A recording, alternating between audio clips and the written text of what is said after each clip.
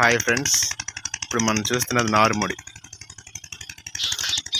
ఈ కొత్తగా పంట వేసేటప్పుడు ఫస్ట్ వడ్లు ఉంటాయి కదండి, ఆ వడ్లని 2 డేస్ నానబెడతారు.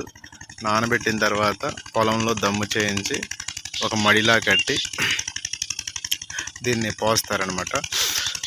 మొన్న వచ్చిన వర్షానికి ఇది పాడైపోయిందండి, లేదంటే ఇంకా మొత్తం పచ్చగా మొక్కలన్నీ వచ్చాయి.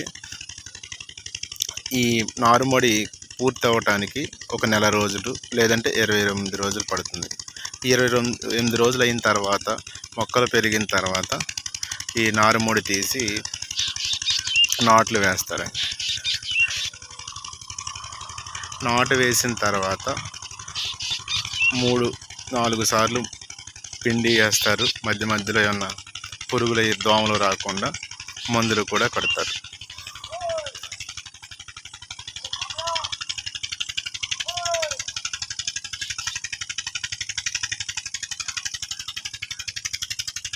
దీనిలో 2 రకాల పంటలు ఉంటాయండి.